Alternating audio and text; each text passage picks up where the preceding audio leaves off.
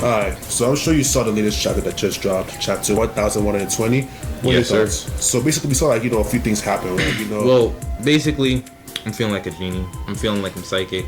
I'm feeling like I'm mob psycho right now. You wanna know why, y'all? Oh, brother, this guy stinks! Here we go. Because I predicted that this little girl, this 12-year-old, was gonna drop out of Gear 5th, and I was correct, like usual. Not being cocky, but being cocky. Right. You all right though.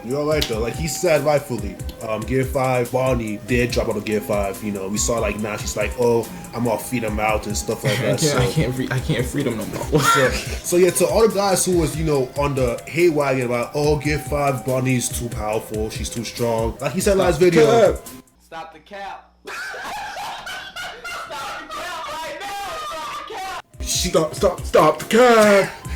It wasn't gonna last that long to begin with, so there's no point getting mad about it, right? So that's already done, right? So now let's go on to what's actually going on, as far as the story, right? We recently just saw Atlas help save Lilith by fighting what's his name, Venus, right? For one, I'm so upset with Oda because I want to cry real tears. This is the first time that I've ever been like, Oda, why? I really like that list, bro. I really like that list. Like, but I knew like some of the Vegapunks had to die. I didn't want all the Vegapunks to die.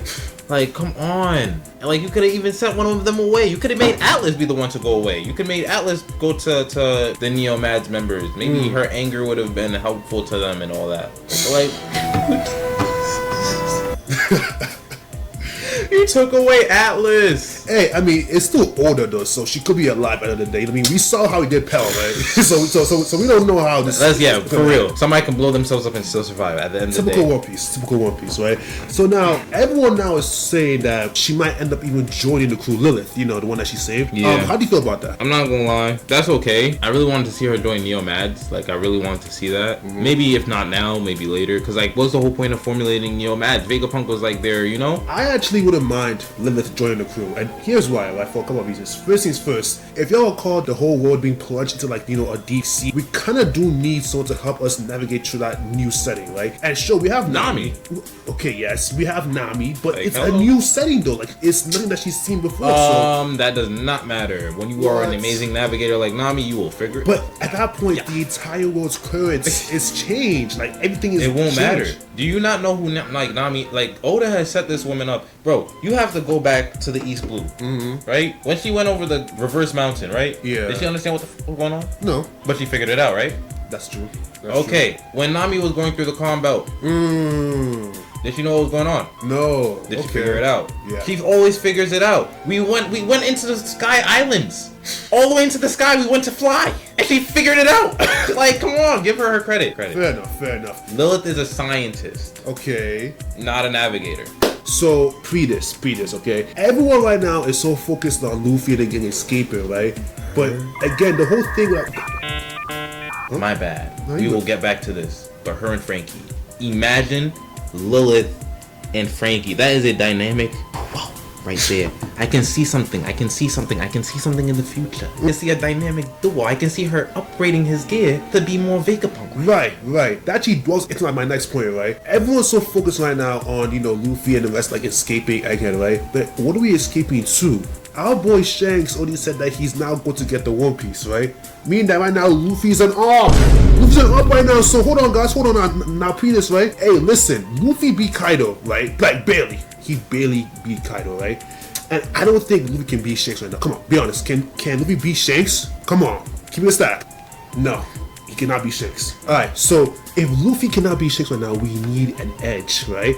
And now picture this. You have one of the smartest people on the planet now on your crew helping to upgrade the tech of your crew too. That will at least give you some kind of edge against, the killer of observation, Shanks, bro. That'll give you something to, at least fight back. The tech might help, but to be very frank, unless their technology is like hockey strong. Bro, are you telling me that the guy who made Devil Fruits would not know how to make tech, to like beat Devil Fruits? In fact, Lilith's gun literally can take down, guys who have Devil Fruits, because again, like, it's a bubble gun that has like seawater in it, right? So I'm sure that she can like make some kind of like seawater tech to take down some of these guys. Oh my god, my bad. Yeah, this is my ADHD brain thinking here. I'm moving at 1,000,000 miles an hour. But anybody remember when Frankie? Because I feel like Emmett is Frankie. Or if he's not Frankie, somebody from the Void Century who was like the Frankie of that time is Emmett's creator. And they knew how to put the voice of all things into robots. Think about that for a second. Like the voice of all things that we've heard from so far: an elephant, a little boy, Luffy, Roger, and some rocks, aka the poneglyphs. Right. Because that's how Roger found out what the poneglyphs were talking about. He used the voice of all things. In other words, the rocks were talking to Roger. He was talking to some rocks. Think about that for a second. That's kind of strange. How are all these things able to speak to one another? What is the voice of all things? Right.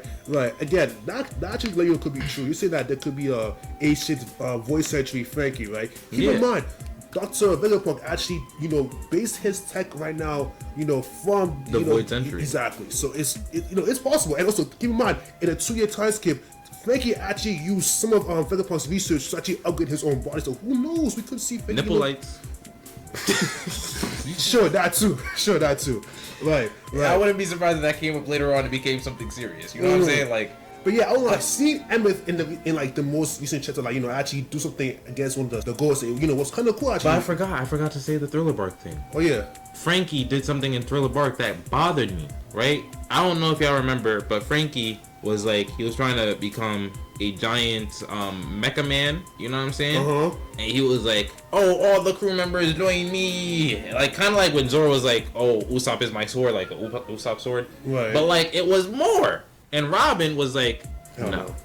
Hell no. I'm not doing that shit. So, I'm not gonna lie, if Emmett did something like that, or had the ability to summon different structures from the island to himself, like a giant mecha Emmett, that would be so freaking cool. Okay, I'm gonna be really fair with you. I think our boy's getting packed up in the next chapter or two, but I'm sorry, he's dying.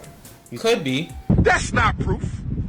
It's still debatable, but it's a good piece of evidence. He might pull up with a little switcheroo, and then now all of a sudden we seeing something crazy happen. It's gonna be cool. You never know. He might be able to actually not take down the Gorosei, but make them retreat.